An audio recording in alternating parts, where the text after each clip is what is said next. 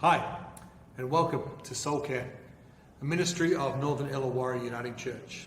I'm Josh, and I'm one of the ministers at Northern Illawarra Uniting Church, and this is just an open video for anyone to find out a little bit more about what we're about as a church. Have you ever known somebody who just had extraordinary faith? Maybe it was a spouse or a parent, and it didn't matter what crises or challenge was going on in life. They just seemed to have a deep sense that God has got this.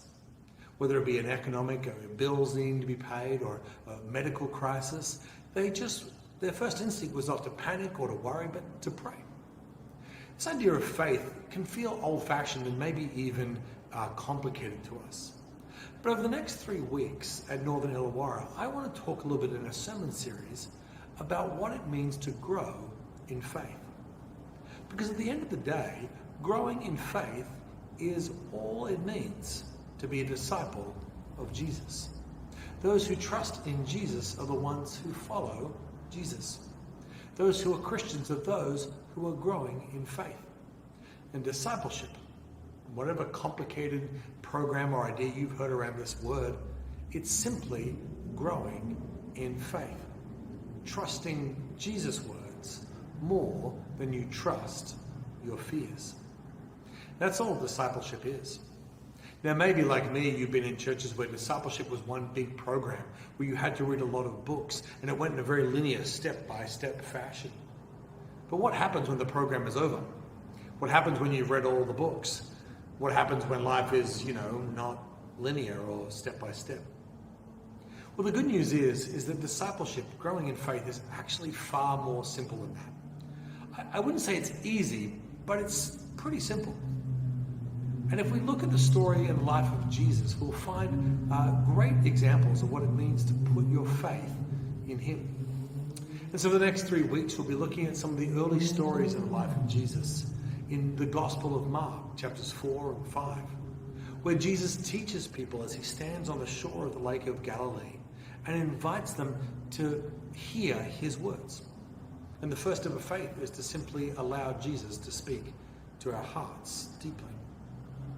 But then Jesus invites some of his disciples into the boat with him. And the second part of putting our faith in Jesus, of growing in faith, is to find ourselves in a community that helps us to call Jesus Lord. And finally, Jesus invites his disciples to step out of the boat into the water or into a new ministry. And that's where we learn to follow and take steps of faith and listen to Jesus' words more than we listen to our fears. So I'm really excited about the sermon series, and I hope you can follow us along online, or if we're allowed to these days with COVID, come and join in the church when you're able. But before we get to that sermon series, I just wanted to give a brief, really introductory comment. And this is really about who gets to be a disciple of Jesus. Maybe you've come to understand being a disciple of Jesus as just something that's reserved for good people. Something that's reserved for people who have a good moral sense or people who know enough about the Bible. But that's not the case at all. In fact, the story I want to read for us today briefly is a story that reminds us that anyone is invited to follow Jesus. And that even means you. So our reading today is one of the earliest stories of Jesus in the Gospel of Mark, one of Jesus' early stories in chapter 2. It says this in verse 13.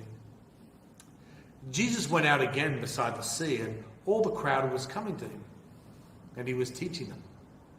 And as he passed by, he saw Levi, the son of Alphaeus, sitting at the tax booth.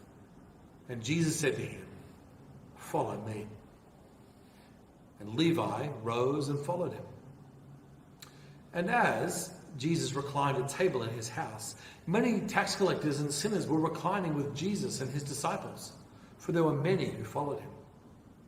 And the scribes and the Pharisees, when they saw that he was eating with sinners and tax collectors, said to his disciples, "Why does he eat with tax collectors and sinners?"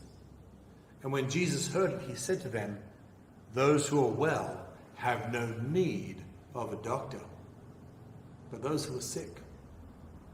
I have not come to call the righteous, but sinners."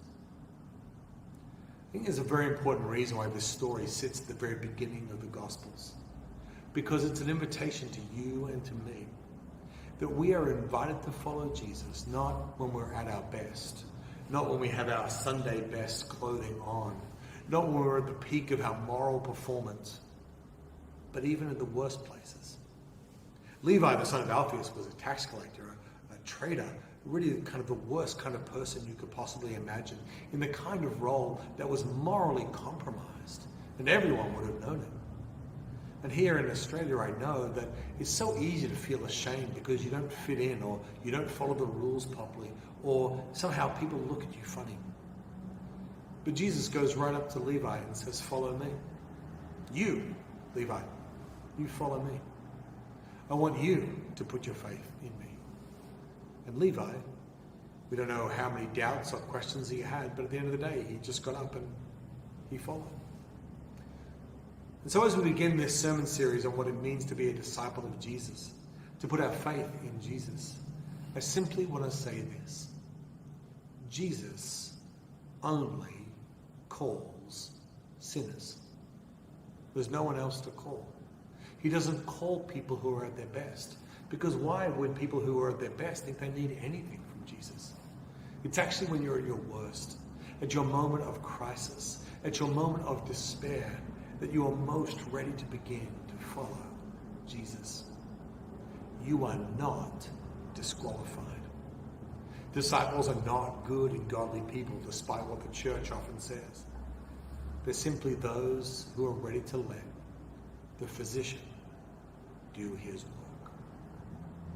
Well, friends, I'm excited to jump into the sermon series. You can probably find some of the videos on our YouTube channel right now. Over the next 3 weeks, we're looking at this path of discipleship. And I hope you can join us. See you there.